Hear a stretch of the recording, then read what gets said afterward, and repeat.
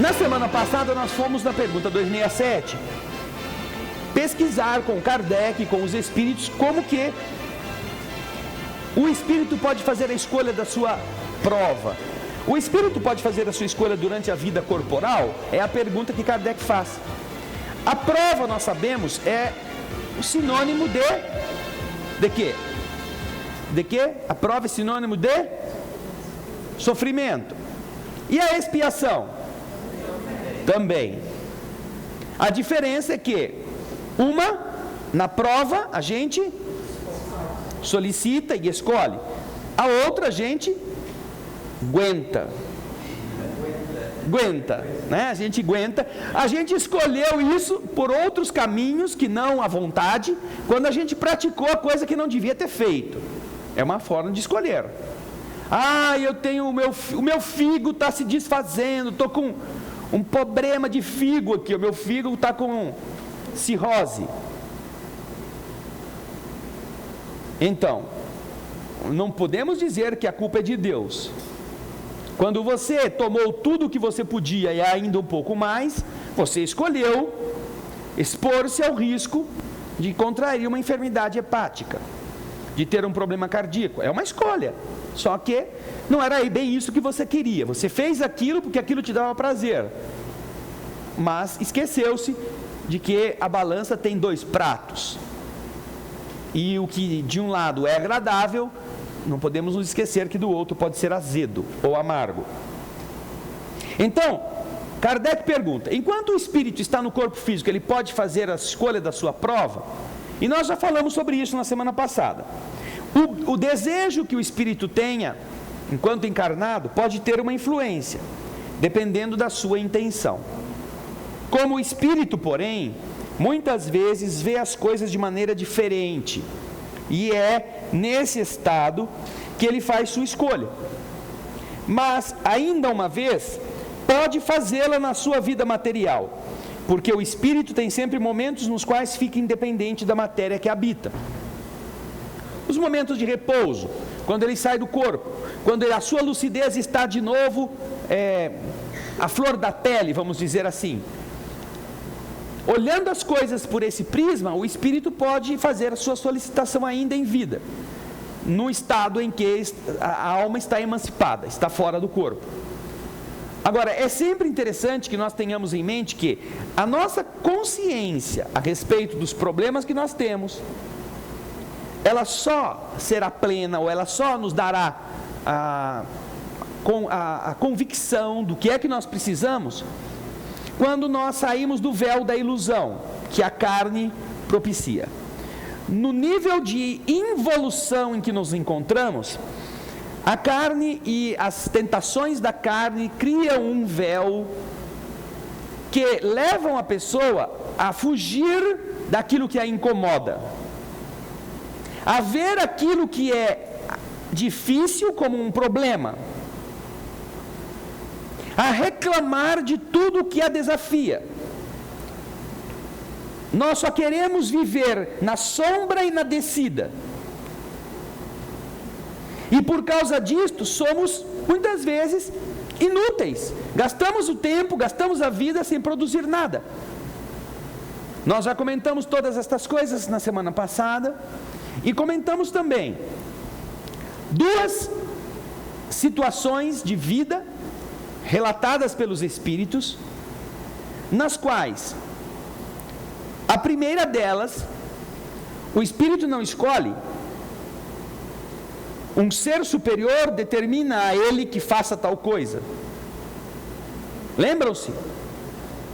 Tirando a Cícera com o caderninho dela, que ela anota tudo, de quem que eu estou falando? Na semana passada falamos sobre isso. Levanta a mão quem quer trabalhar com o rim. O rim. É bom usar o rim, porque cada um tem dois, então são dois trabalhando. E quando os dois rins trabalham, a pessoa raciocina melhor. Falamos disso há 7 dias. Vamos lá. Vamos ver. A primeira situação que nós comentamos foi de quem? André, eu não lembro o nome. Mas foi o rapaz, para mim foi o rapaz que veio, que foi mandado para melhorar a esquadra, para que naval, né? Para que pudesse descobrir o Brasil. Qual o livro? Eu não lembro, André. Qual o autor? Não lembra também? Não. Juro. Não. Esse é o problema da maioria de nós. Você pode ir para o paraíso, mas não esqueceu o nome da rua, que ônibus pega, que ponto desce. Eu sei que é perto de um poste, mas vai estar chegando no inferno e vai resolver descer, porque vai lá perto do inferno tem um poste também. Então, é mais ou menos o que ele disse, mas não é, nós ainda precisamos sair da porta do inferno e chegar perto da porta do paraíso, porque nós colocamos aqui nome, sobrenome, detalhe, inclusive nós tivemos a possibilidade de ler o capítulo aqui. Carlos. A primeira personalidade que você citou foi ainda no plano espiritual, Eliú, que é através de agora eu não saberia usar a palavra, como uma convocação de Jesus, que ele desceria à terra na figura de Henrique de Sagres. Isso, ele viria com o cabedal de Henrique de Sagres para desenvolver as condições de projetar os portugueses na navegação ultramarina, aquela de oceano, não mais a do mar Mediterrâneo, e com isso dar condições da tecnologia da época a que ela pudesse chegar a destinos longínquos, descobrindo novas terras. Henrique de Sagres, aquele que foi o espírito Henrique de Sagres, em que livro foi isso? Brasil, Pátria do Evangelho. Não é bem, é mais ou menos isso. Brasil, Coração do Mundo, Pátria do Evangelho, que foi escrito por Chico, na psicografia do Chico Xavier, por Humberto de Campos. Isso, Humberto de Campos. Ele chegou no paraíso. Ufa, desceu do ônibus. Desceu no ponto certo. Então, Humberto de Campos, através de Chico Xavier, escreveu o livro Brasil, Coração do Mundo, Pátria do Evangelho, no qual está o diálogo entre Jesus e Eliú, um dos seus mais elevados auxiliares, aquele que inclusive apresenta a possibilidade de transplantar a árvore do Evangelho do Consolador, que fora semeada na França, para esta região. E então Jesus determina, não é Eliú que escolhe, Jesus determina que ele vai nascer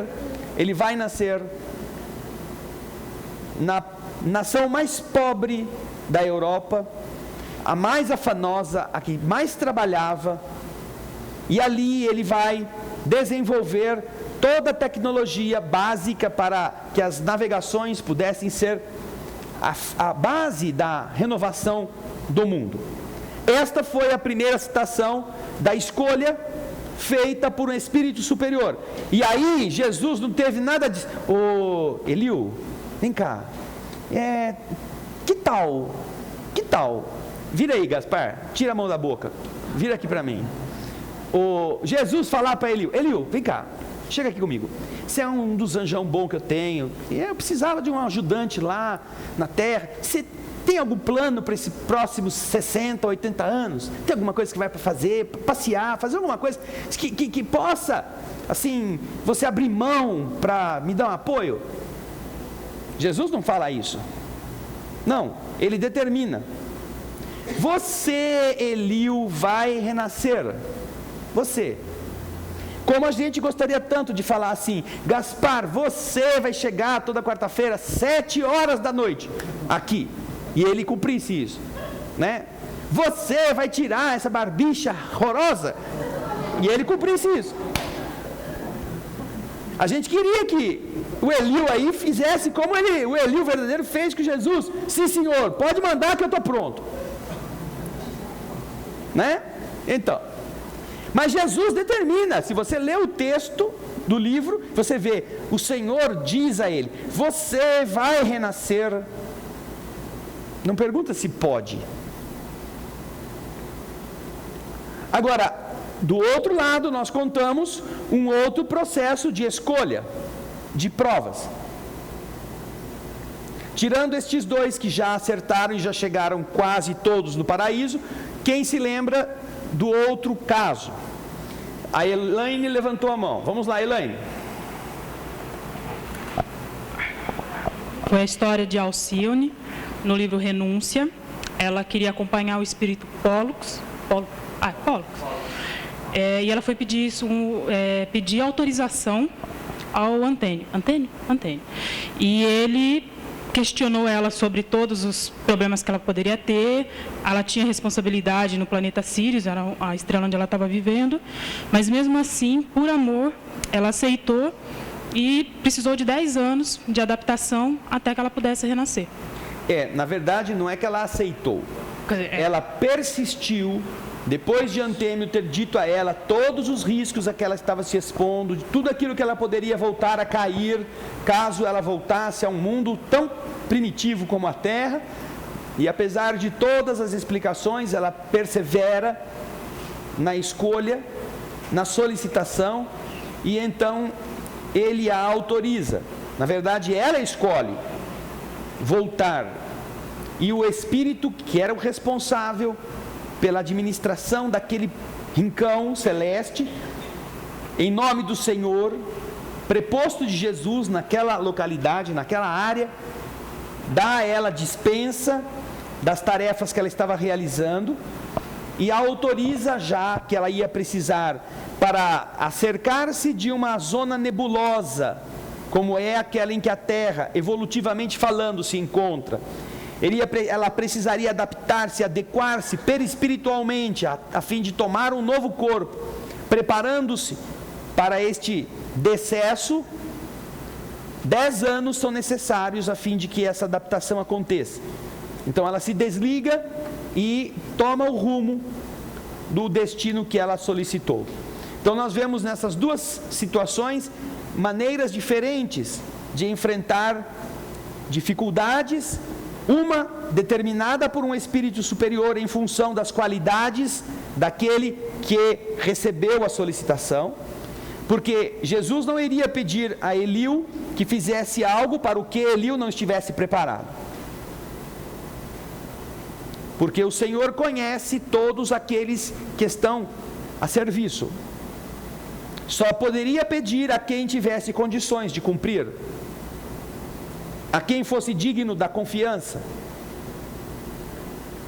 E, do outro lado, a história emocionante de Alcione, que, lastreada tão somente no amor, capaz de renunciar a si mesma, solicita dispensa das suas tarefas para acompanhar um espírito amado que vai voltar à vida física, e que, segundo o próprio mentor que a alerta, não seria ainda naquela existência que ele iria vencer.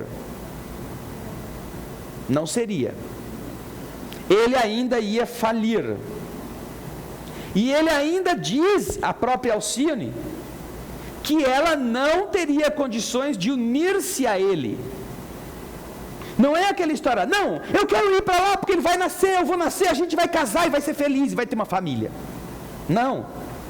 Antênio diz a ela, ele provavelmente ainda não vai conseguir nesta vida superar suas tendências inferiores. E ao mesmo tempo, você está segura de que chegando na Terra não poderá tecer os seus sonhos de ventura com o ser que ama? Para sustentá-lo na luta, você precisará afastar-se do contato com ele? Você será capaz de fazer isto? Ou seja, Alcione pede uma coisa e o mentor a esclarece de todos os óbices, de todas as tentações, de todos os problemas. E ela mantém-se firme no projeto. E quando você lê todo o livro, quando você lê toda a história, você se admira deste poder soberano do amor. Esta foi uma obra que eu me recordo a primeira vez que a li, porque depois da primeira vez, perdi já a conta de quantas vezes já a reli. Mas esta obra foi tão tocante, tão marcante, que eu me recordo de ter começado a ler este livro às 9 horas da manhã de um dia. Estava em um local atendendo pessoas e naquele dia não havia quase ninguém para atender, cooperando espontaneamente em uma escola de música. E quando terminou o meu horário, ao invés de ir de ônibus para casa, fui a pé para ler, para levar mais tempo, enquanto andava os quase 3 quilômetros até chegar na minha casa, ia lendo. Mas como chegou muito depressa, parei numa pracinha meio deserta que havia próximo da minha casa e fiquei mais 2 horas lendo. Já não tinha almoçado, já devia ser quase 3 da tarde. Aí cheguei em casa, tive que fazer uma série de coisas. Aí não pude, com muita dor, não pude continuar a ler. Aí era um dia de vir ao Bezerra, então não pude ler à noite. Quando voltei para casa, era 10 e meia da noite, peguei o livro e li até o fim. Do livro ou da noite, o que acabasse primeiro. E me lembro de ter terminado às 4 horas da madrugada a leitura desse livro, porque é alguma coisa celeste o que o Espírito Emmanuel conta das intrigas, das mazelas, das dores suportadas com essa renúncia. E tão assim tocado foi o sentimento, que depois dessa primeira leitura, logo na semana seguinte, lá estava eu de novo lendo o livro. E de todas as obras de Emmanuel, esta é tão peculiar, porque Emmanuel coloca neste livro descrições precisas da cidade de Paris, do século 17, de monumentos, de ruas, dá endereços com números. E isso me intrigou tanto que mesmo aqui comecei a fazer pesquisa sobre os lugares que ele cita. E uma das coisas bonitas do livro, por exemplo, muito tocantes, é quando Alcione, para ajudar a mãe e para ajudar o padre Damiano, o próprio Emmanuel, que vai ser encaminhado para, como sacerdote tuberculoso, para ser colocado em um asilo muito precário, porque não tinha como pagar a sua hospedagem na própria igreja onde ele trabalhava. Ele tinha que ter pertences, uma caneca, a sua roupa de cama, que não podia estar misturada com a dos demais, e ele não tinha dinheiro para isto. Então os irmãos da sua comunidade iam enviá-lo para um asilo público para que lá ele ficasse. E essa moça, essa menina quase adolescente que conhecera Padre Damiano da Espanha, se anima a ir cantar na Catedral de Notre Dame. Seu irmão adotivo, com o braço defeituoso, executa algumas peças no violino, e eles ensaiam durante o dia, e de noite ela vai até a catedral e começa a cantar na entrada das pessoas milionárias, os ricaços que iam assistir. Não sabia ela que o próprio pai naquela noite iria entrar na catedral, pai de quem a sua mãe fora afastada quando estava grávida dela,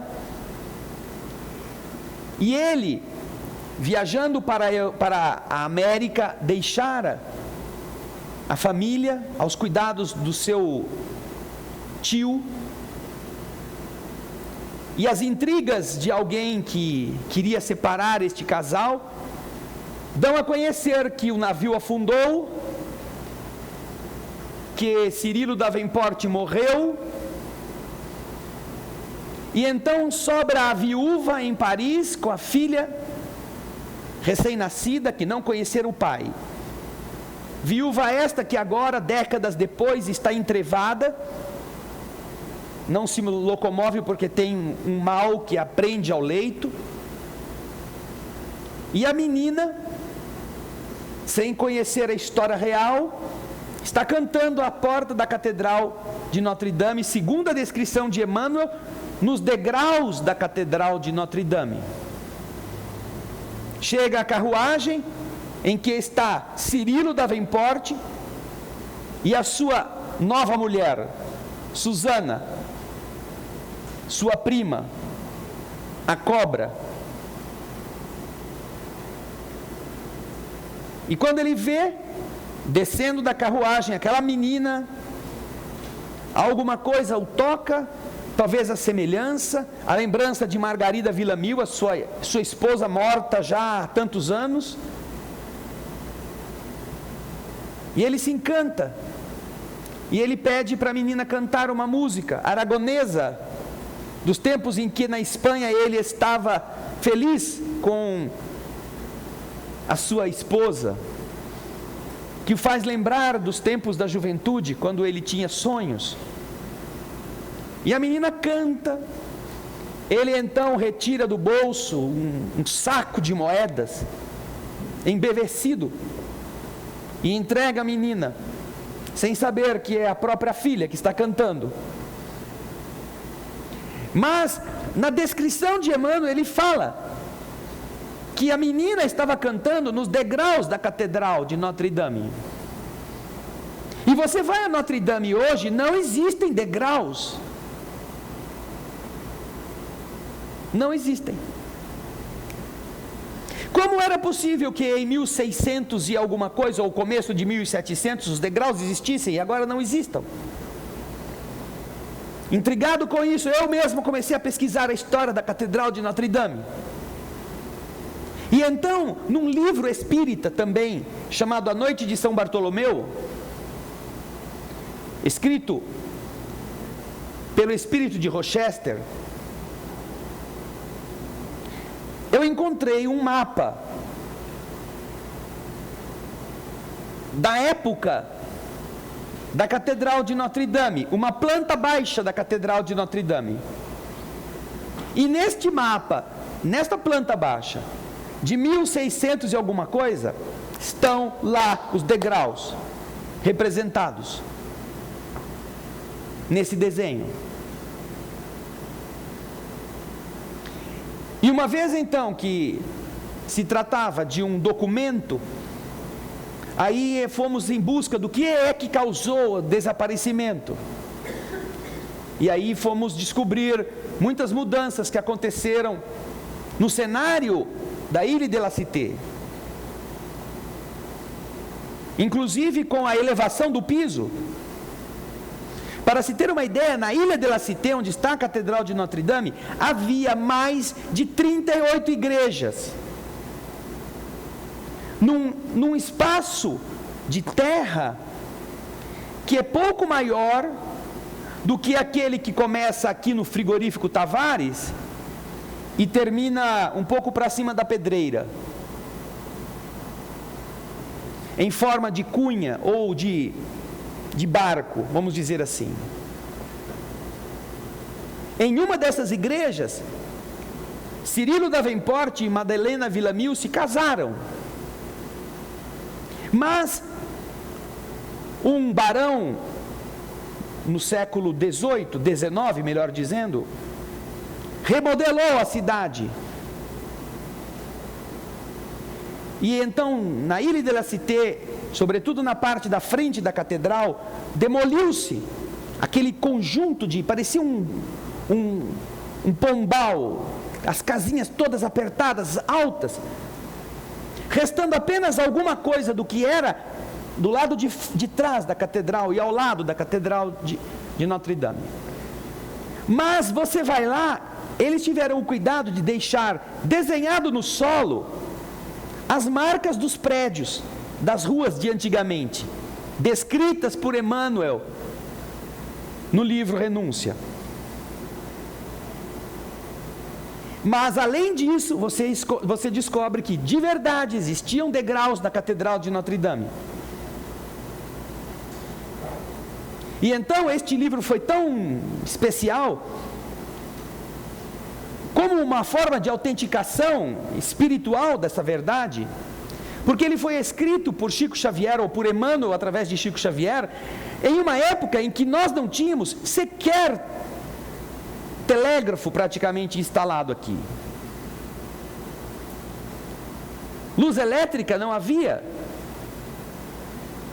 Na década de 30, fim da década de 30, os romances de Emmanuel foram escritos no início da mediunidade de Chico Xavier. Não havia televisão, quando muito havia rádio. As notícias levavam semanas para chegarem da Europa no Brasil. Como pode um indivíduo sem instrução, trabalhando como caixeiro numa venda, numa cidade que era menor do que uma pulga, em Minas Gerais, naquela década, ter a perfeita noção da história, a ponto de identificar, onde já não existia há mais de 150 anos, degraus, quando os próprios moradores de Paris sequer sabiam que um dia existiram degraus na entrada da Catedral de Notre Dame.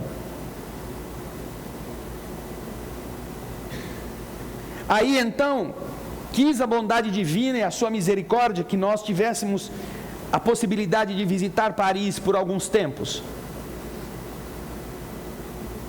Aí eu levei o livro comigo e separei todos os endereços que Emmanuel fala,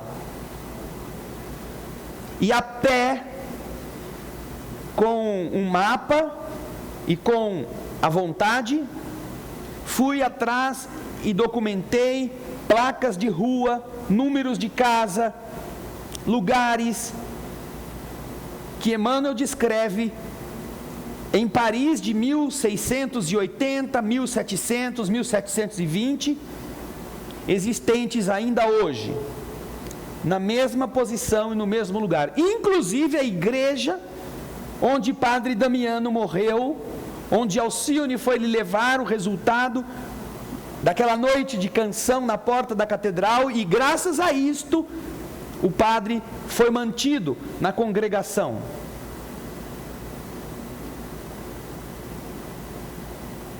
É algo bastante especial nesse romance, porque estão lá, a Rua do Forno, onde as pessoas eram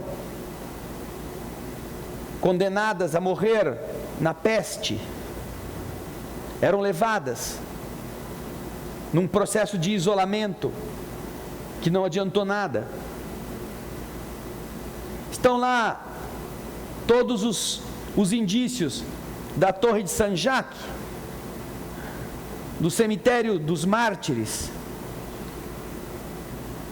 cemitério este que foi, por volta de 1790 aproximadamente, desativado. Hoje existe uma fonte no local.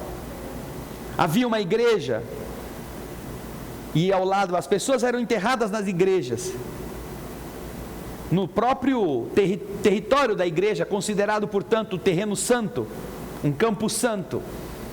Mas havia tanta gente enterrada lá, tanta gente, por causa das muitas epidemias que ocorreram em Paris, que o que faziam os homens que iam enterrar? Não tinham como escavar mais a terra. Colocavam o defunto e jogavam terra por cima. Então o Campo Santo, na verdade, era um morro santo. E quando chovia, a água lavava a terra que estava sobre os cadáveres e, terminada a chuva, ficavam as ossadas expostas. A água drenava por entre os corpos apodrecidos e ia para o rio. Então, este estado de falta de higiene, de saneamento, levou aos responsáveis que determinassem o fechamento da igreja e o traslado de todos os mortos que estavam sepultados nesse cemitério para as catacumbas de Paris. Estas catacumbas, na verdade, eram grandes áreas de pedra calcária retirada do subsolo para a construção dos prédios da cidade e que obviamente iam deixando vagos salões no subterrâneo.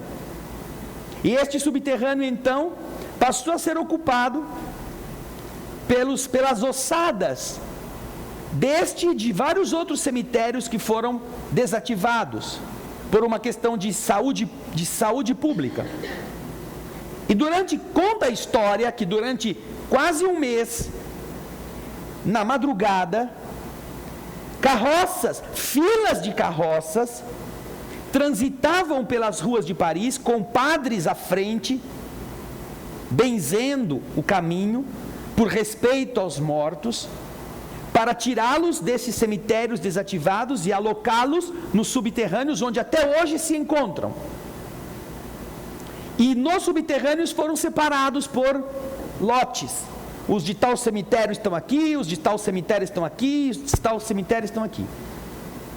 Só foi difícil encontrar a caveira do Cirilo Davenport, porque eles não tinham lá nenhuma marca. E havia milhares de ossos, mas ele certamente está com o seu corpo em uma dessas salas das catacumbas de Paris. Tudo isso está registrado no livro Renúncia e está localizável nas ruelas de Paris de hoje, mesmo quando algumas delas tenham sido demolidas pelo barão de Haussmann, que por volta de 1800 e alguma coisa, 1820, 24, fez uma total remodelagem dessas casas apertadas para tornar Paris aquilo que hoje nós conhecemos, a cidade de luz, com seus bulevares, as largas avenidas. Foi quando então destruíram também o que restou da Bastilha e fizeram uma grande praça, mas hoje você vai no local e com paralelepípedos no solo, o desenho da Bastilha está feito. Entre a calçada e a rua, você vê aquilo que foi a fortaleza que deu origem à revolta que nós conhecemos como a Revolução Francesa. Esse é o cenário em que Alcione viveu. Escrito. Veja a data do romance para mim, Ana Paula, por favor. Renúncia. Veja se você tem aí. Provavelmente não vai estar aí, mas entra no site e veja a data da publicação Renúncia. Data, coloca aí, data da edição, primeira edição, lançamento, coisas assim. Você imaginar que, naquele tempo, alguém que tinha somente até o 3º ano primário, que trabalhava em uma venda, que não tinha tempo, está aí? 1942 informou para nós o Carlos. Em pleno período da guerra, quando ele foi editado, ele foi escrito um pouco antes, como romance. Em 1942, nós não tínhamos aqui quase nada a não ser o rádio como uma fonte de informação. E ainda assim, só os ricos tinham, não é? O rádio. Isto é surpreendente. É um atestado de autenticidade do processo mediúnico, da ação dos espíritos, revelando coisas que somente quem tem acesso a estes dados do lado de lá pode falar com tanta convicção a respeito. Em relação a isso que nós comentamos até agora, alguém tem alguma pergunta, alguma dúvida?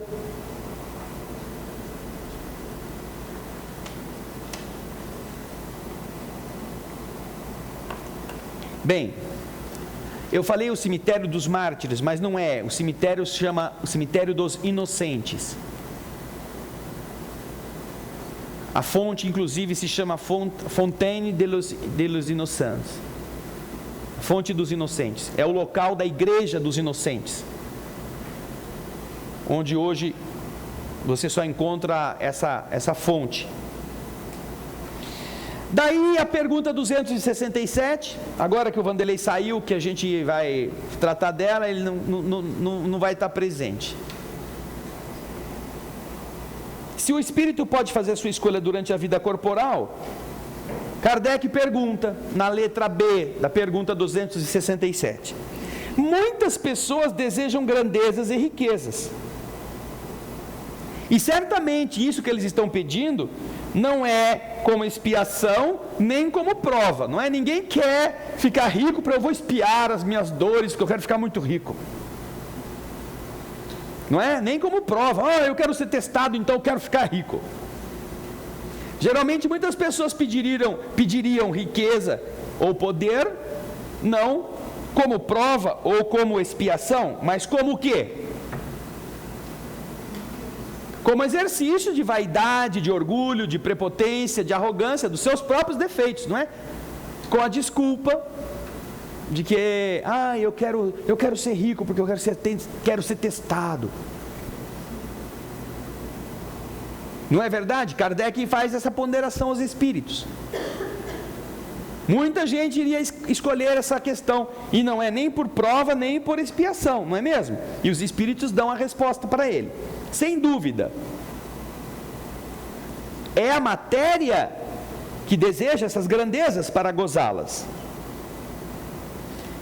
Quando alguém tem esse desejo, estará no corpo físico pedindo isto, porque quer desfrutar dessas coisas, diante das suas inclinações materiais.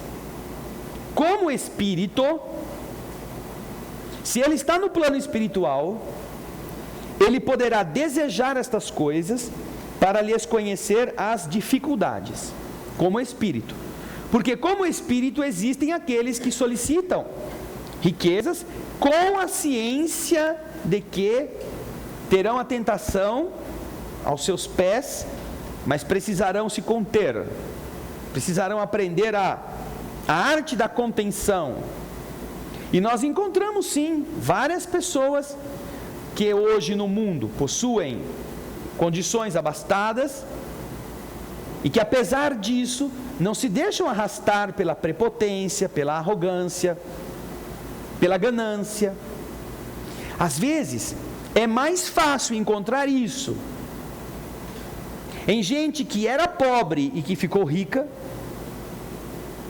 É mais fácil nós encontrarmos pessoas arrogantes, prepotentes, mesquinhas, oriundas de classes inferiores e que por algum tipo de sorte ou de trabalho conquistaram um status, e aí fazem questão de pisar nos pobres coitados que eram os seus irmãos de ônibus, de boteco, de limpeza, de faxina, do que às vezes entre pessoas que vindas de um berço fácil, vieram com o compromisso de aproveitarem esta chance e não se deixarem arrastar pelas tentações do poder, da riqueza, da superioridade material.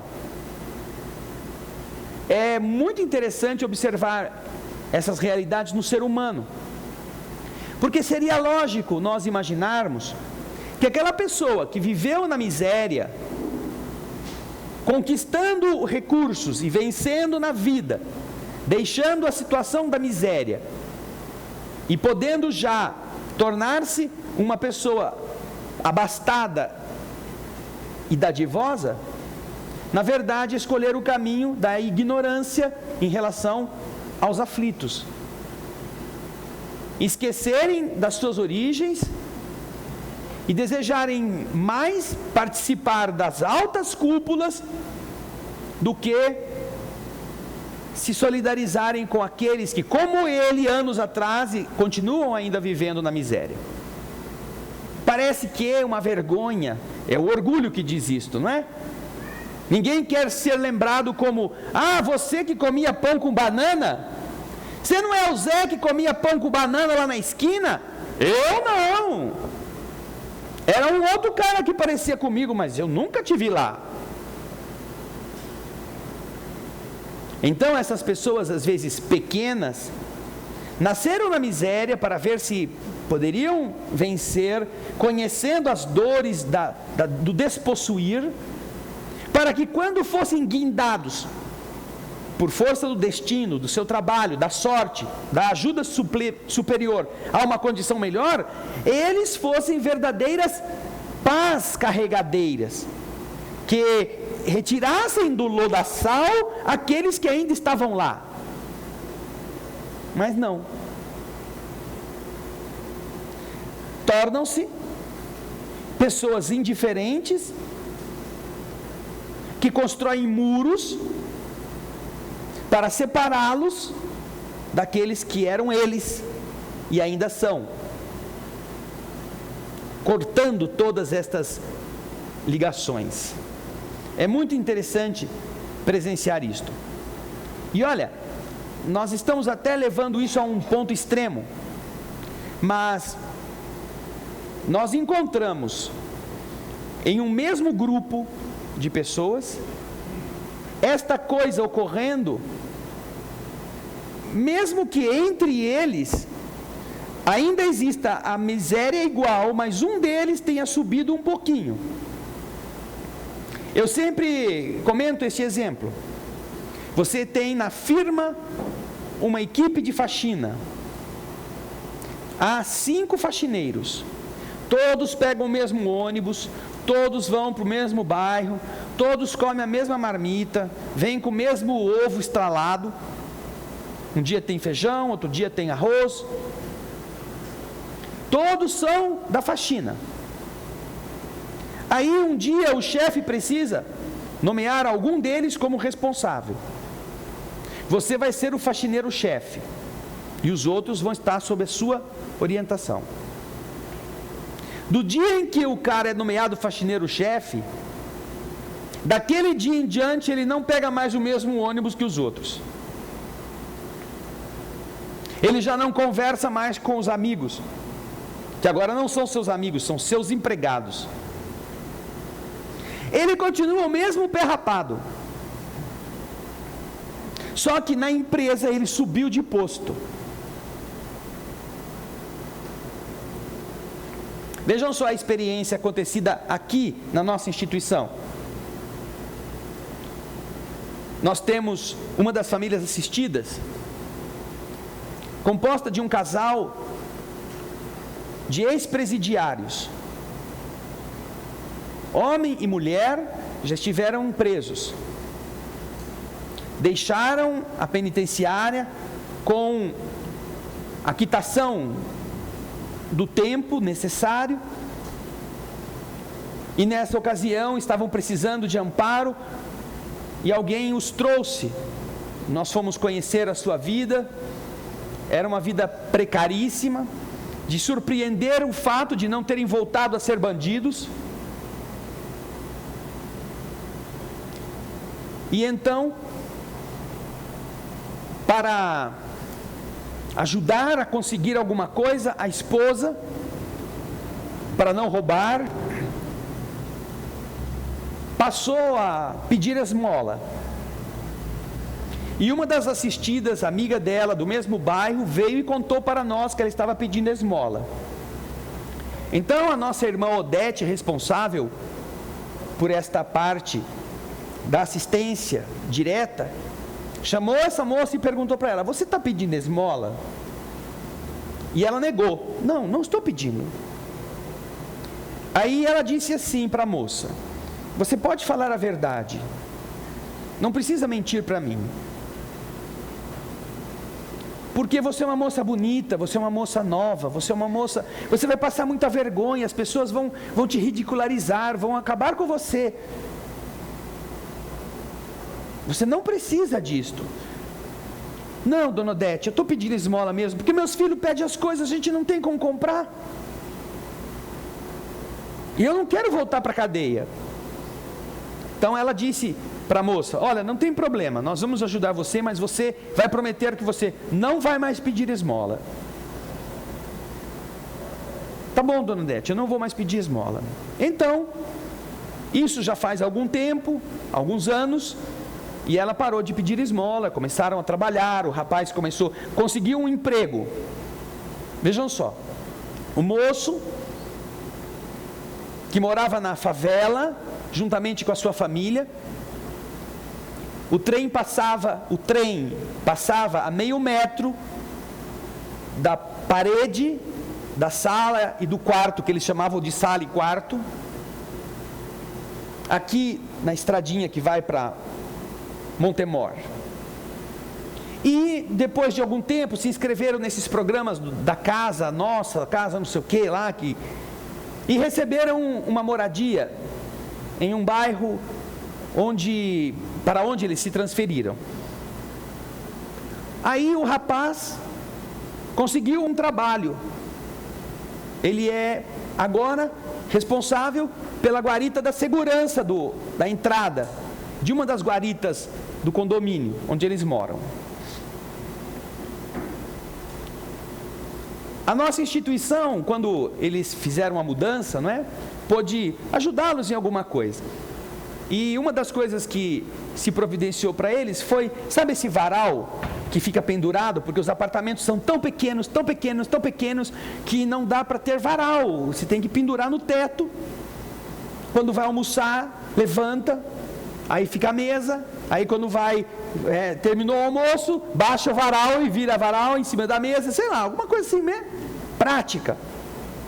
E então, o varal foi uma das coisas que se providenciou. E quando a moça veio para cá, ela estava toda feliz. E ela falou com a minha mãe, dona Odete: ai, dona Odete, a senhora sabe de uma coisa? Ai, a gente está tão contente, sabe? A senhora sabe que no varal que a senhora deu para nós, tem uma cordinha, e que a gente solta a cordinha, o varal desce. Aí a gente puxa a cordinha, o varal sobe.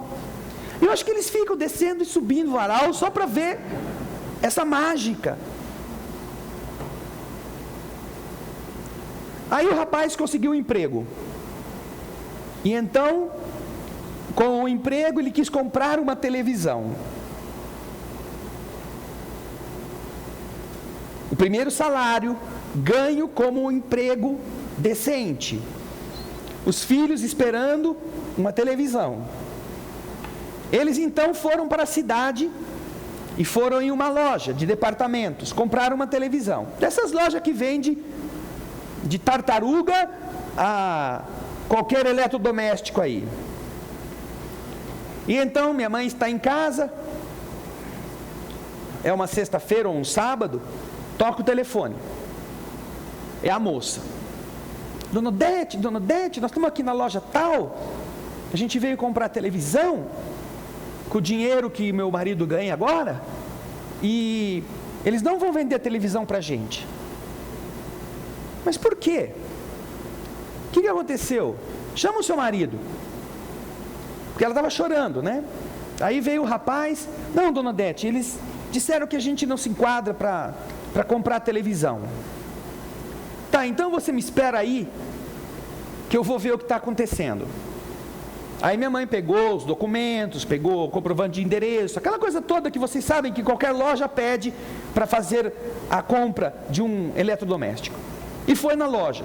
Chegou na loja, aí conversou com a mulher: mas por que eles disseram que a gente não se enquadra? Mas o que você falou para eles? Ah, eu falei para eles que eu catava latinha na rua, porque ela cata latinha na rua para ajudar o marido. Ela foi honesta.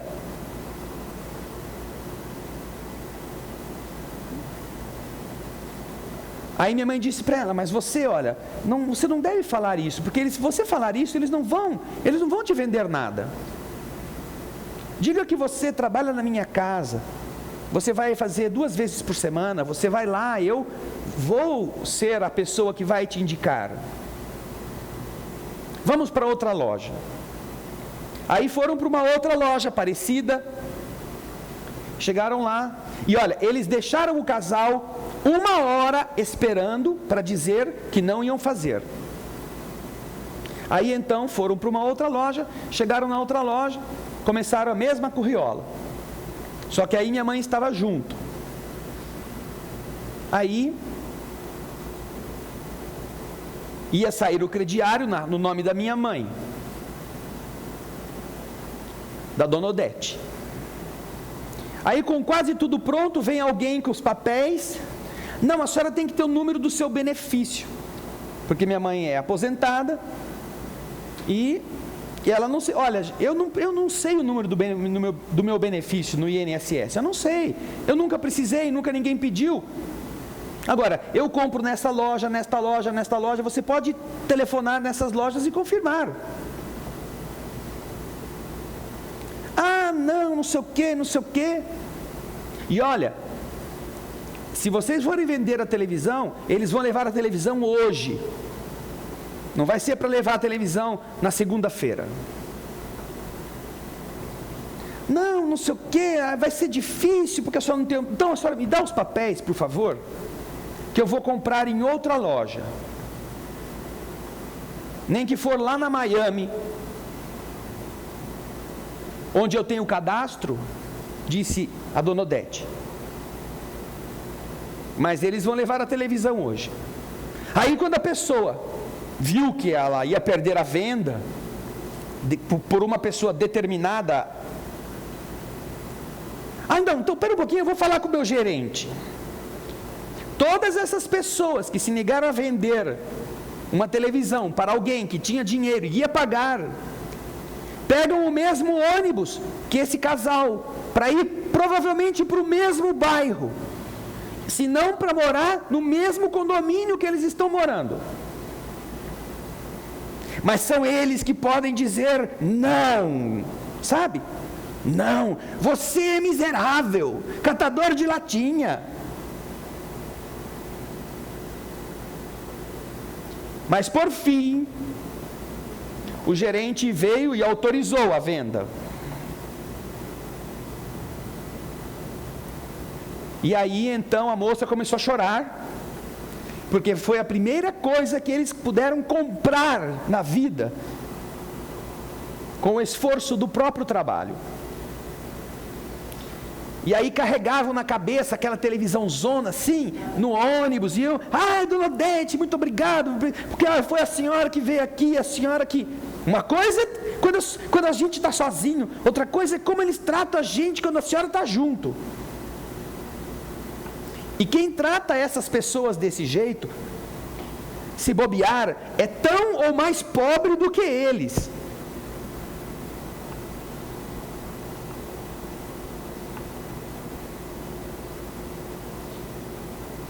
É isso que é importante que a gente se dê conta.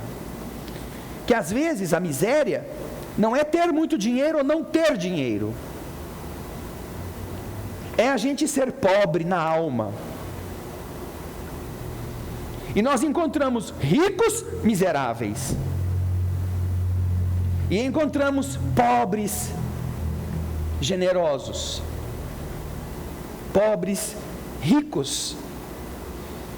Na forma pela qual se solidarizam com os outros. Isso não é uma questão de escola, isso não é uma questão de bolso, isso não é uma questão de estudo. Isso é uma questão de caráter, de evolução do espírito. Por isso é que nós estamos aqui nessa resposta 267, entendendo que quando nós estamos do lado de lá, eventualmente a gente até pode pedir para nascer em uma condição mais rica, mas se nós fizermos isso, nós vamos saber que é para enfrentar todas essas tentações de querer pisar nos outros e não fazer isto. E ao invés, lutarmos para ajudar aqueles que estão aflitos. Seja por emprego, seja por serviços que a gente encaminhe, por financiar o estudo, por erguer a miséria para que eles se sintam dignos, por deixar a sua casa quando poderia estar tranquila assistindo a sua televisão, pôr uma roupa, pegar o marido, ir com ela na cidade, gastar 2, 3, 4 horas numa loja para conseguir fazer um financiamento a fim de que o ser humano se sentisse digno de ser gente diante de outros que são tão miseráveis quanto eles, se não são mais, só porque tem o poder de dizer concordo ou não vendo.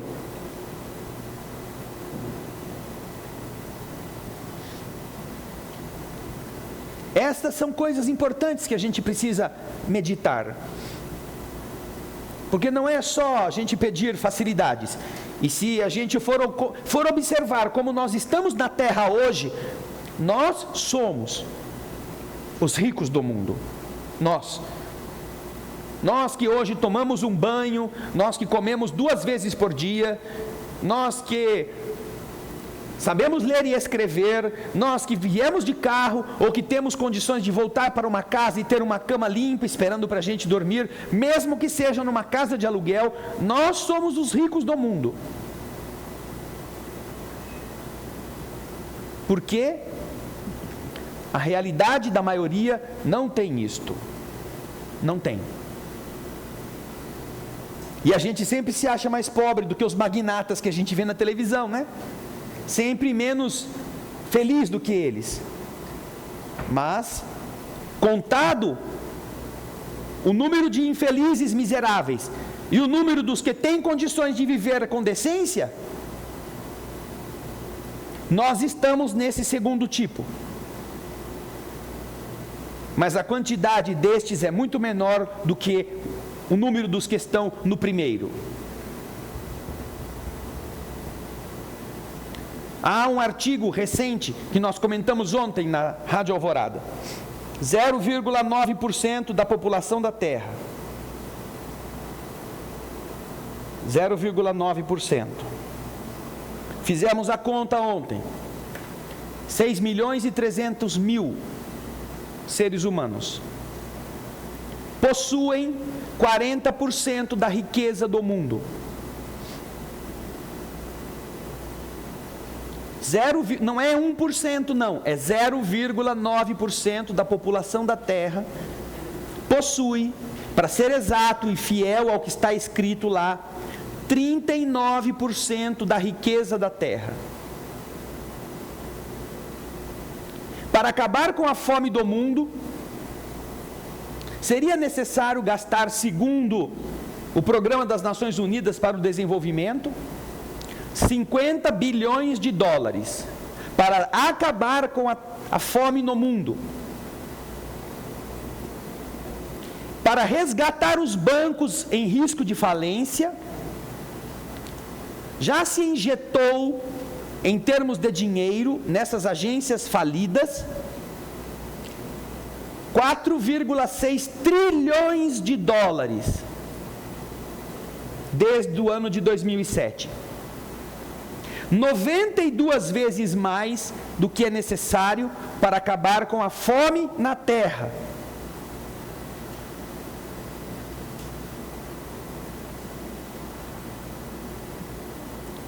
Sem falar no que se gasta em armamento, etc, etc.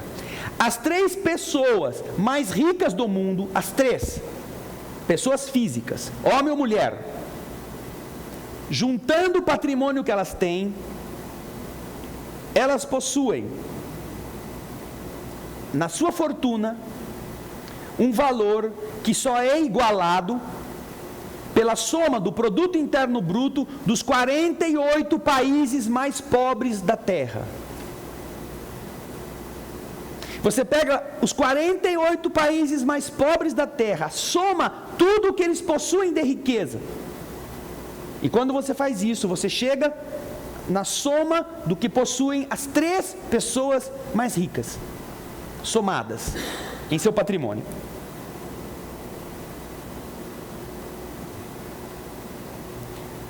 imaginar que você é um indivíduo que possui como seu em dinheiro aquilo que não tem 16 países na terra e toda a sua nação, todo o seu povo. Porque se são 48 dividido por 3, dá 16 para cada um. Já pensou se você fosse dono de uma fortuna que sozinha fosse equivalente à riqueza de 16 países da terra, e você dissesse: eu vou transformar esses países, eu sozinho, eu vou ficar pobre, eu não vou ter nada, eu vou guardar só um chinelo de dedo, um pijama.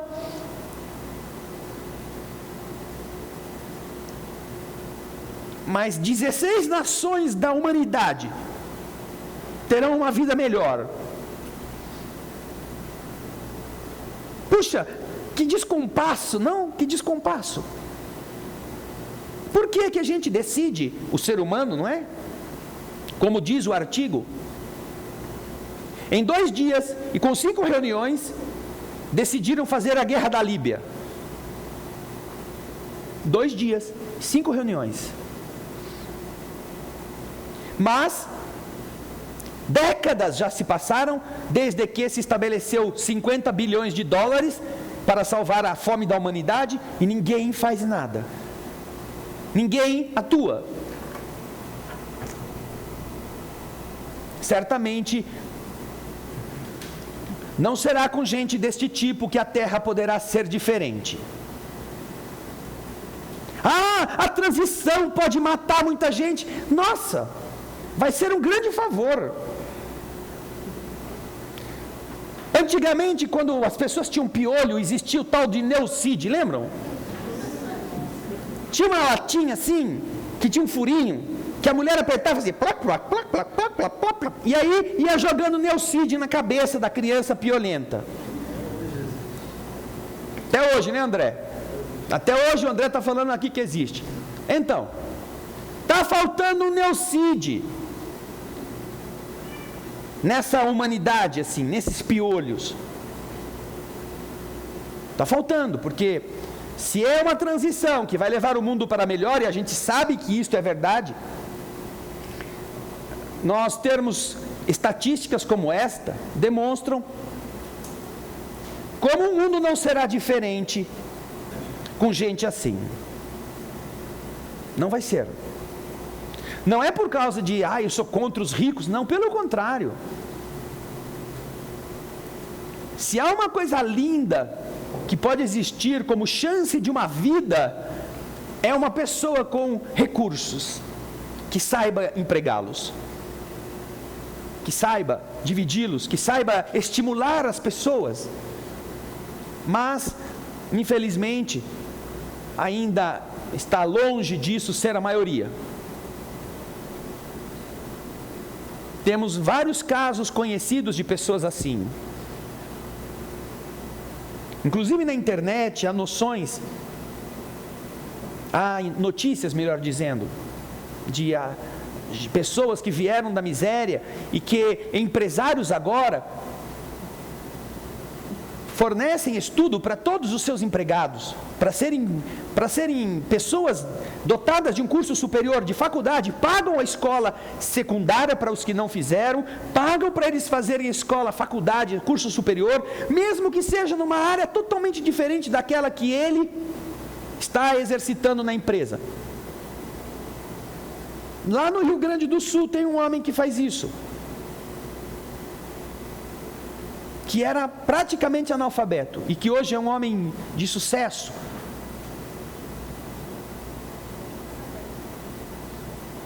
E ele estava reclamando exatamente do fato de ele querer fazer isto e o governo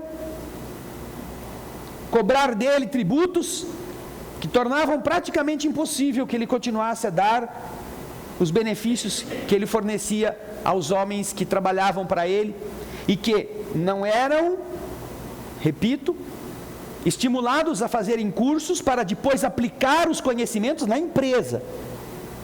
O cara trabalhava como torneiro mecânico, não queria estudar, o patrão convencia a fazer uma coisa que ele gostasse, e ele resolveu fazer um curso superior, uma faculdade de culinária.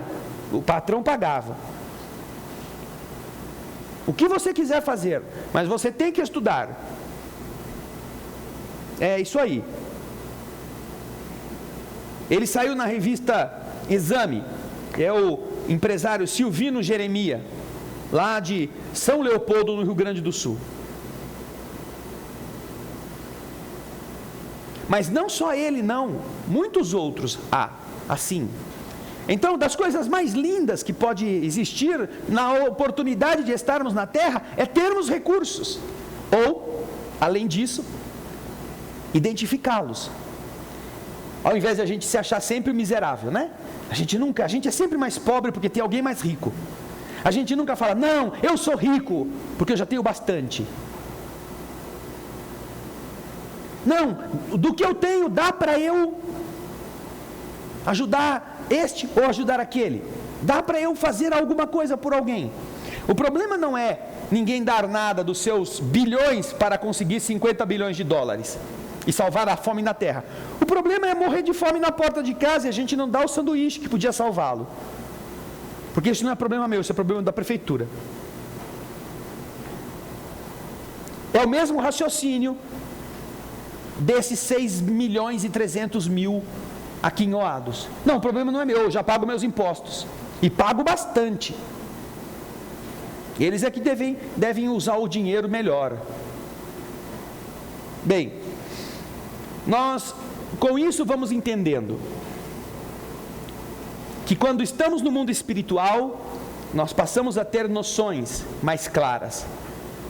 E se nós pedirmos a facilidade material, como pode nos ser concedida, do lado de lá, é para que usemos isto como uma forma, como uma alavanca que faça funcionar o mundo melhor, ou faça funcionar melhor o mundo. Não é para a gente pura e simplesmente encher a barriga, torrar o dinheiro, pisar nos outros, corromper as autoridades, conseguir ser eleito e frustrar aqueles que nós deveríamos estar servindo. Com isso nós terminamos, viu, Vanderlei, hoje, a pergunta 267. Na próxima semana vai para 268, tá bom? Nós ficamos agora, como sempre, dedicamos esses minutos aos que fizeram perguntas. Ficamos também aqui sem perguntas. Parece que as pessoas não têm dúvida a respeito de como conduzirmos-nos na direção dessa escolha das provas. Então, se não há perguntas, nós ainda temos mais tempo para seguirmos um pouco mais adiante, a não ser que haja pergunta aqui de algum dos nossos irmãos e irmãs do nosso salão. Quem quiser pode levantar a mão. Obrigado, Alice. Vamos ver então. A Clotilde de Florianópolis, em Santa Catarina, pergunta: então poderíamos dizer que nascer rico ou ter dinheiro também é uma prova bem difícil?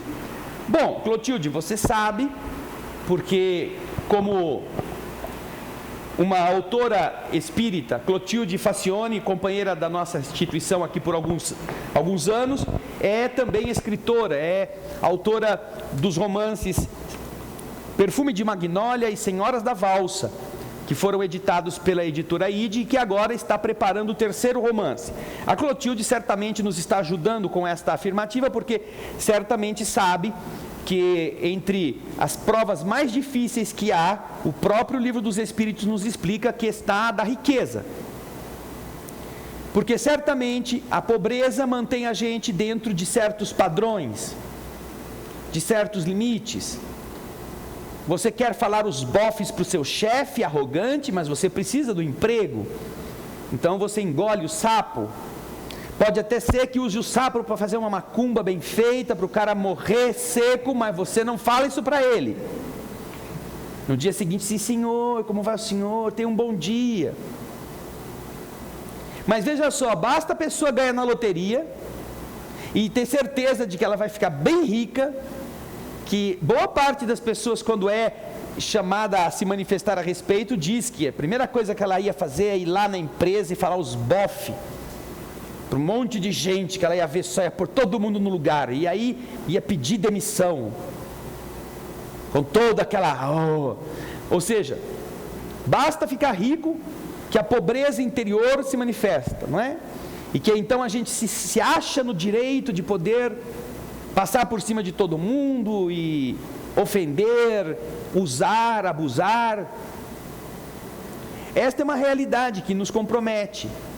Por isso que a doutrina espírita explica que de todas as provas, a da riqueza é das mais difíceis, bem mais do que as da miséria.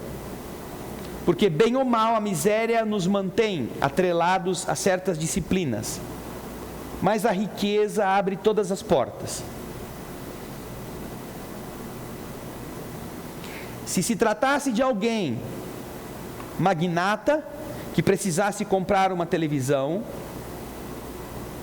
bastava que ele solicitasse a qualquer um de seus representantes que consultasse determinada loja, por quanto fariam a televisão para o fulano de tal comprar, que ao invés de ele conseguir a televisão, ele iria lutar pelo desconto, porque as lojas certamente iriam querer vender a televisão para um cliente bem aquinhoado como aquele, que é dono de hotéis e que eventualmente pode comprar mais 200 televisões para os seus apartamentos,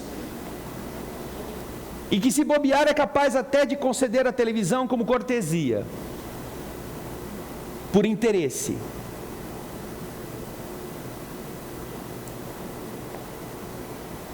Alguns inclusive se valem destas possibilidades para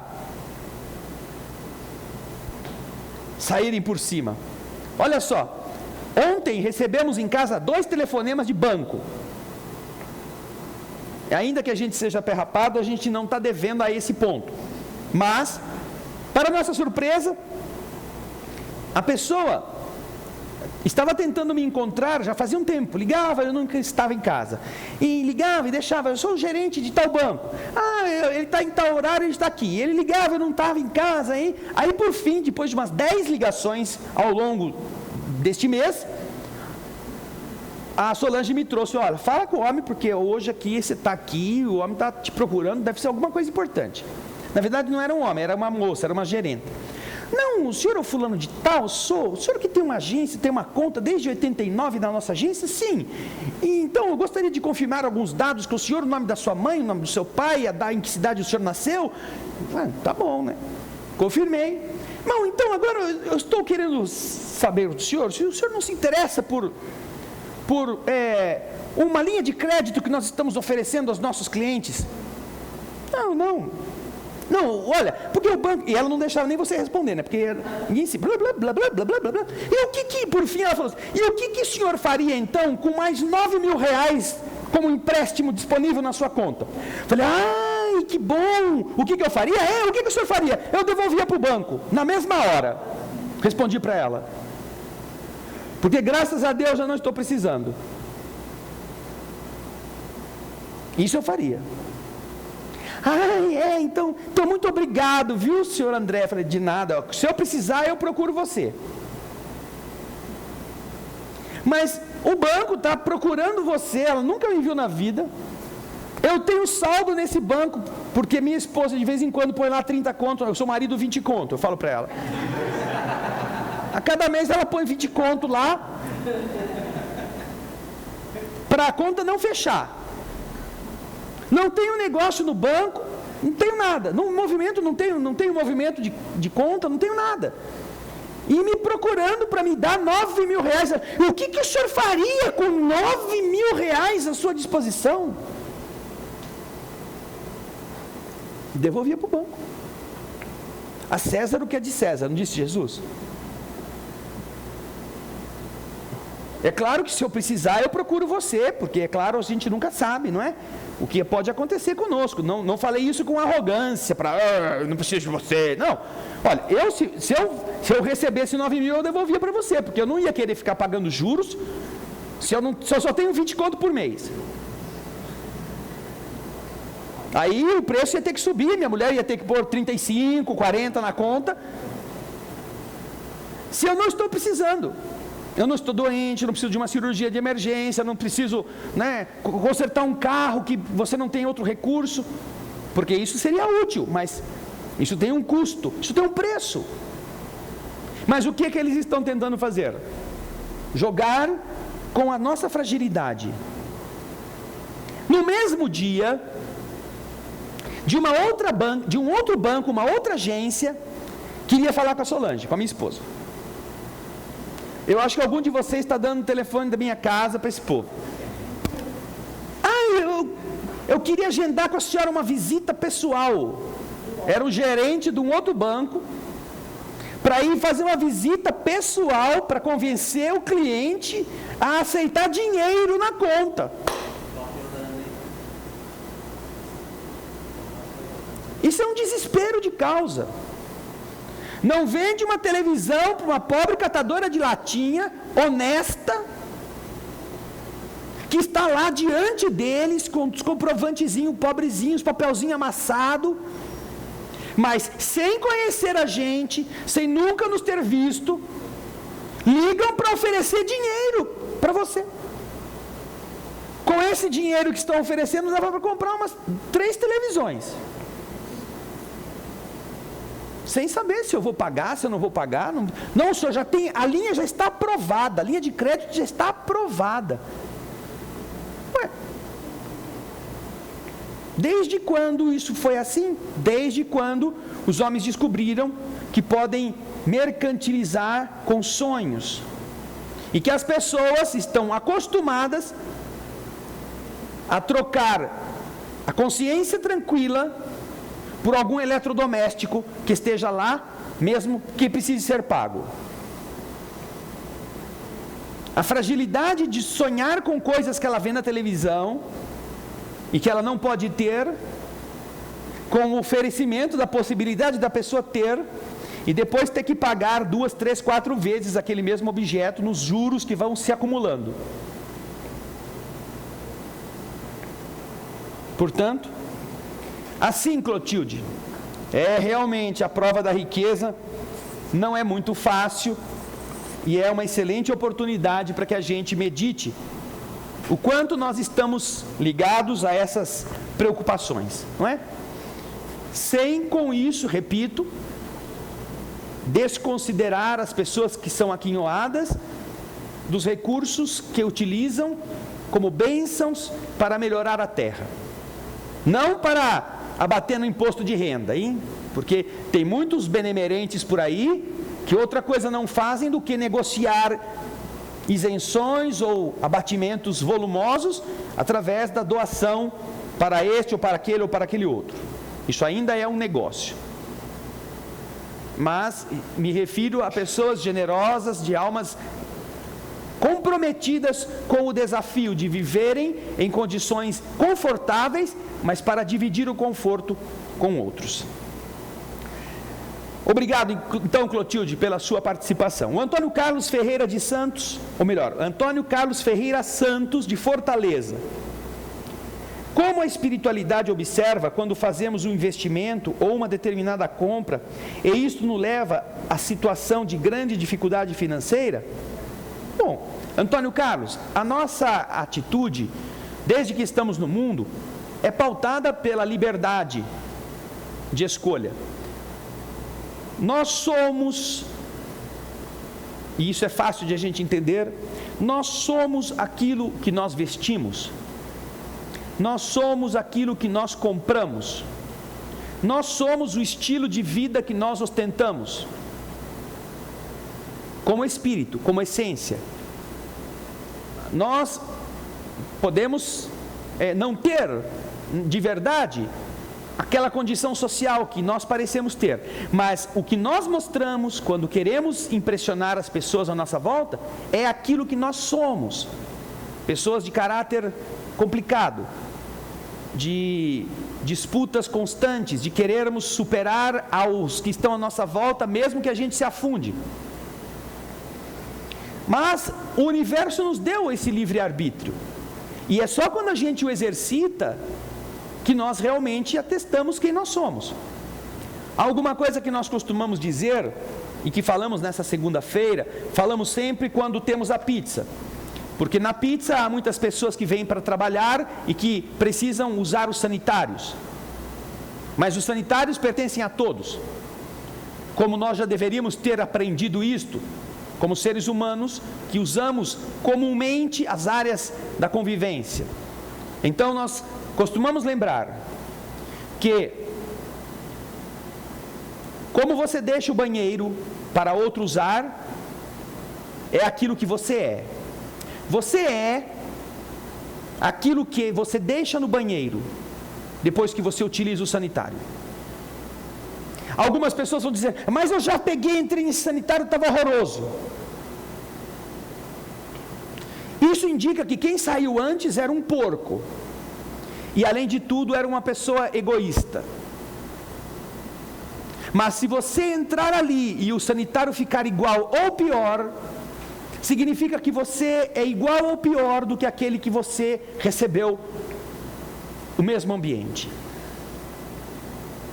E quando você se dá conta dessa verdade, você percebe como nós somos criaturas ainda primitivas, que usávamos roupas bonitas, andávamos emproados, maquiados, perfumados, e deixávamos o banheiro um lixo para outras pessoas. Saíamos dali como se ali nós tivéssemos o alvará para sermos suínos.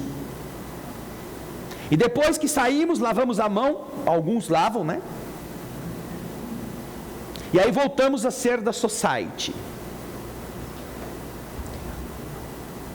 O banheiro que a gente deixa tem a nossa cara.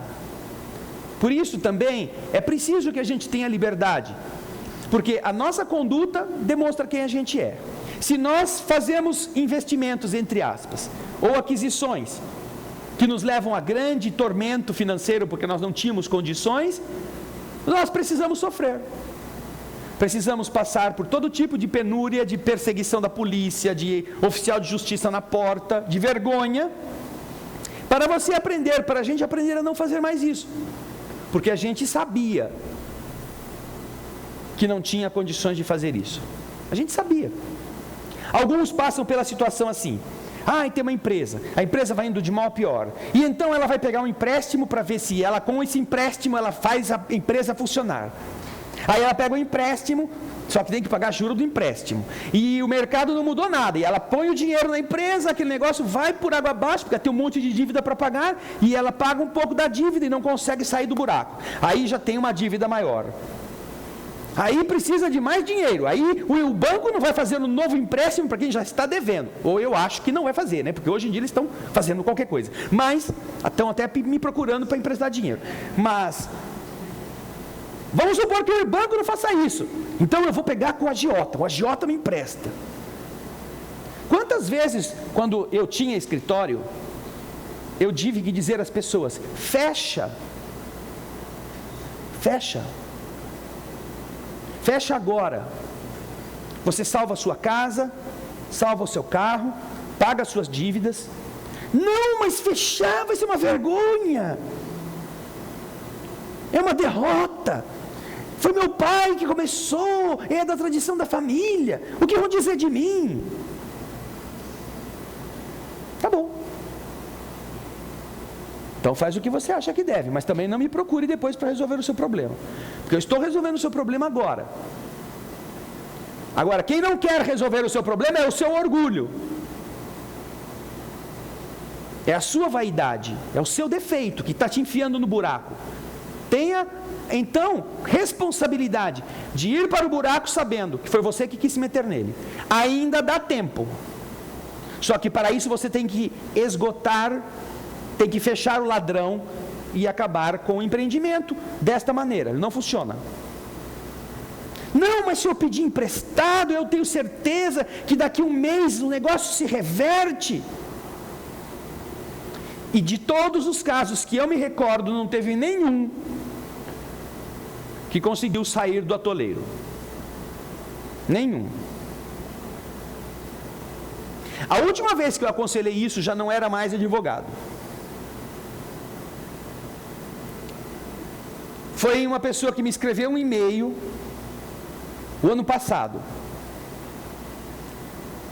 consultando como uma pessoa que às vezes assiste a TV Alvorada, está buscando amparo espiritual, um norte, que poderia ser dito a ela. Tinha 2 ou 3 empreendimentos, os 2 não estavam funcionando, ela já tinha se endividado. E eu respondi exatamente isso. Tenha coragem e feche. Permaneça só com aquele que você pode, você sozinha, manter. Eram lojinhas assim de venda de roupinhas de criança, coisas de bebê.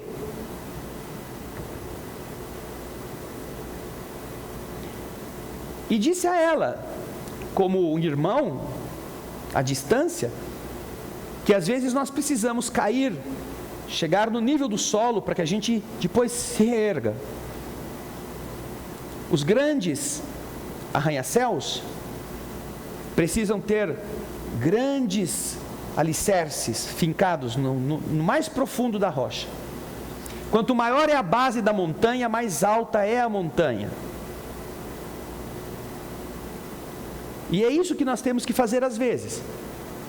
Voltar para o começo, para o chão, fazer um alicerce de novo, para que a casa construa-se de forma sólida e alta. Passou o tempo, nunca mais soube de nada. Daí, este ano, recebo um e-mail de uma pessoa que diz: olha, hoje faz 1 ano que você me respondeu, quando eu te mandei um e-mail.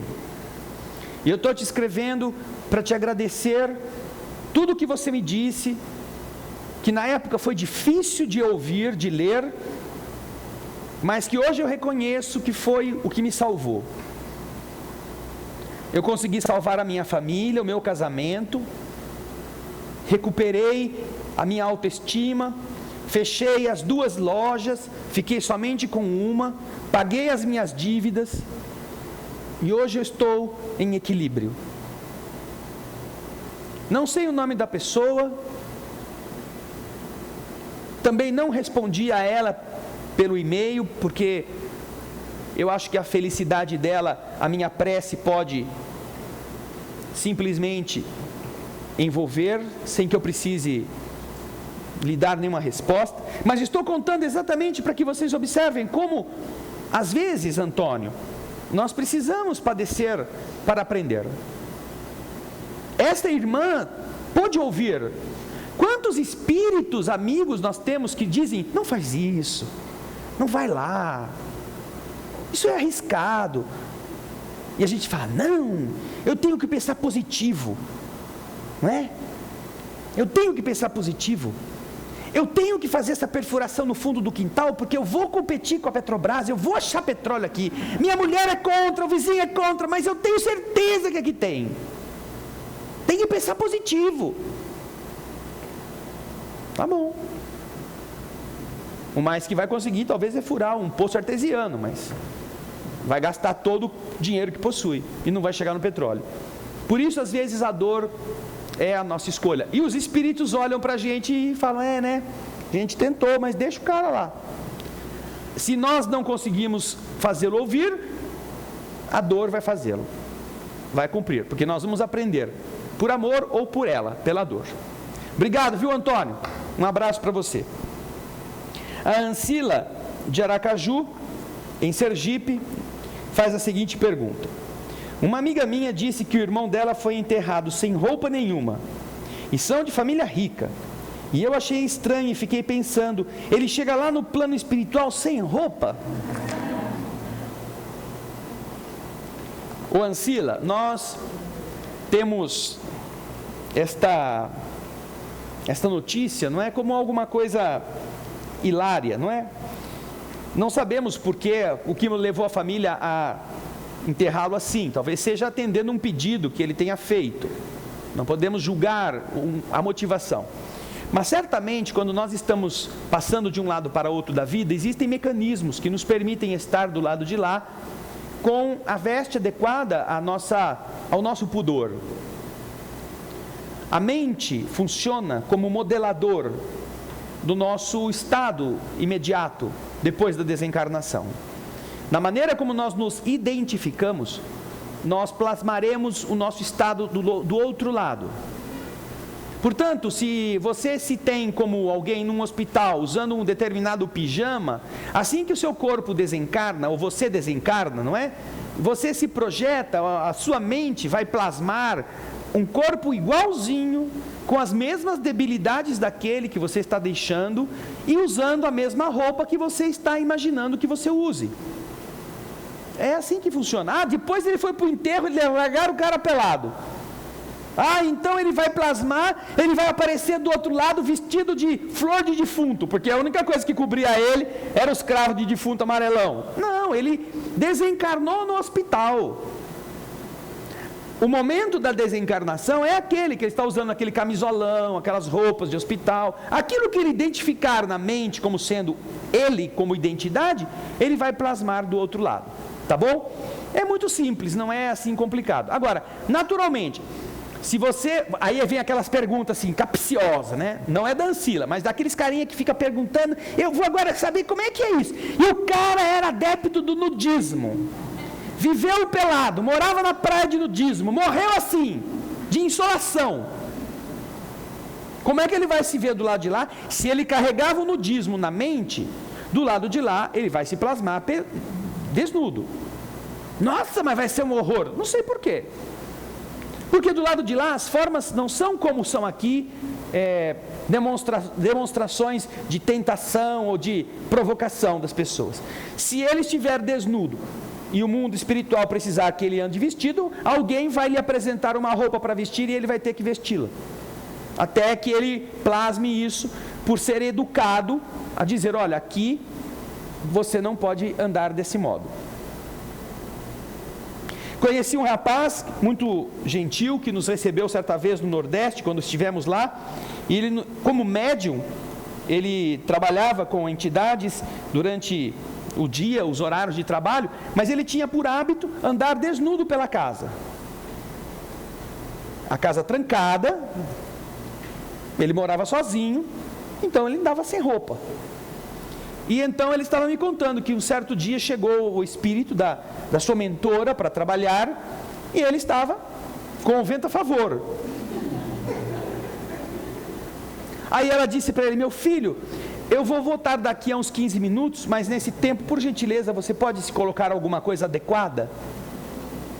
Eu disse, mas qual que é o problema? Eu estou aqui, a senhora já deve me conhecer deste modo também? Sim, mas nós estamos procurando elevar as vibrações e o adequado será que você esteja vestido para o trabalho. Não questiono você nos demais horários em que você quer viver deste modo, mas enquanto nós estivermos juntos, eu gostaria que você vestisse algo para que nós pudéssemos trabalhar com os temas do Espírito. Aí tá bom, ela saiu, ele foi lá, botou uma roupa, e de 15 minutos depois ela voltou, e assunto encerrado. Continuaram trabalhando. Então, Ancila, estas são questões próprias do mundo espiritual e eles têm meios de resolver, tá bem? Nós vamos terminar então hoje o nosso encontro nesta parte do Livro dos Espíritos. Vamos fechar os olhos para que a nossa prece termine a reunião de hoje. Obrigado, Senhor, pela alegria desta hora, por estarmos reunidos em Teu nome, como alunos que foram à escola, não para fugir da aula, trocando o ensinamento pela diversão, mas como aqueles que cansaram da ignorância e são capazes, inclusive, de abrir mão do recreio para estudarem um pouco mais. Tudo passa tão depressa, Senhor, que muitos só descobrem isso à porta da sepultura. Quando o organismo para de funcionar como antes, quando a dor visita dando sinais de uma vitoriosa algoz das nossas células, aí então costuma o homem irrefletido dar-se conta de que tudo está terminando. Mas já passou meu tempo de vida, já se escoaram as décadas, 5, 6, 7, 8, parece que foi ontem. Quanto ainda eu deveria fazer? Senhor, nós devemos sempre te agradecer por nos ter dado a noção da brevidade das coisas, porque você reformou a sociedade, estando ativo em apenas 36 meses. Talvez nem isto o teu amor foi capaz de usar para que 2000 anos depois nós ainda falássemos das coisas lindas que você implantou. Em 36 meses você veio, trabalhou e nos deixou. E às vezes nós precisamos de 80 anos para nos arrependermos da inércia na porta da sepultura, para rogar a Deus mais tempo a fim de fazer o que já poderíamos ter feito décadas atrás. Ajuda-nos, Senhor, não só a entender como tudo passa rápido, antes que passe, mas não ficar medindo as coisas para que no devido tempo as obras sejam feitas. Não ficarmos esperando que alguém faça ou pedindo ajuda para fazer. Que não fiquemos gastando nossa energia reclamando do que nos falta. Sonhei um dia em fazer uma casa da sopa, mas ninguém me ajudou. E eu fiquei 30 anos pedindo ajuda para se alguém pudesse estender a mão. E ao invés disso, comecei a dar sopa na porta da minha casa, um prato por semana. Descobri uma família faminta e toda semana faço um grande panelão e levo na sua casa. Meu vizinho ficou sabendo e também quis ajudar. E o vizinho da frente, quando viu a gente, animou-se e também doou a batata, o frango. E assim, dia depois de dia, prato por prato, 30 anos se passaram e por fim, a sopa se fez. Obrigado por nos ajudar a entender, Senhor, que o fiel trabalhador não fica esperando. Faz como pode. E se não pode, ainda assim, dá um jeito. E se supera. Obrigado pelos espíritos amigos que nos fazem acordar, que nos permitem descobrir caminhos, intuindo-nos para que nossos passos os encontrem, que nos fortalecem para que nós não desanimemos e desperdicemos as chances preciosas. E assim, quando a doença vier cobrar o preço da vida, recolhendo o corpo de volta à natureza, nós não tenhamos talvez a incerteza que aflige a muitos. Será que eu fiz? Talvez a gente fique apenas em dúvida. Eu acho que eu fiz pouco. Talvez não fiz o que eu devia, mas pelo menos alguma coisa a gente vai poder te apresentar. Que nosso estudo seja, Senhor, uma forma de acordar. E que a todos os que nesse instante oram conosco, que a nossa prece possa envolver toda a humanidade num halo de bondade. É assim que nós deixamos aos teus pés a oração que você nos ensinou. Pai nosso.